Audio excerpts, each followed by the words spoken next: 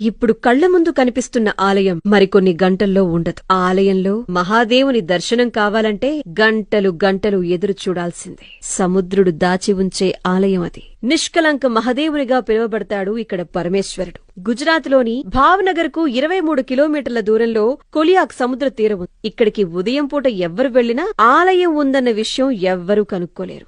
కాని సముద్రం మధ్యలో ఆలయం ఉంది అనటానికి మనకి కనిపించే నిదర్శనం ఒక్కటే, ధ్వజస్తంభం పైన ఉండే జెండా మాత్రమే. ఇక మధ్యాహ్న సమయానికి సముద్రం మెల్లగా వెనక్కి వెళ్లటంతో భక్తులు మహాదేవుని దర్శనం కోసం ముందుకు వెళుతూ ఉంటారు. సముద్రం మీదనే స్వామివారి దర్శనం ఆధారపడుంటుందక్కడ. మహాభారత యుద్ధం తరువాత సొంత మనుషుల్ని చంపిన పాపాన్ని మూటగట్టుకున్నారు కాబట్టి ఆ విముక్తి కోసం శ్రీకృష్ణుడు కొన్ని నల్లని ఆవులను, వాటికేమో నల్లని జెండాలను కట్టి వీటి వెంట వెళ్ళండి, ఎక్కడైతే ఆ ఆవు జెండా రంగు తెల్లగా మారుతాయో అప్పుడు మీ పాపాలు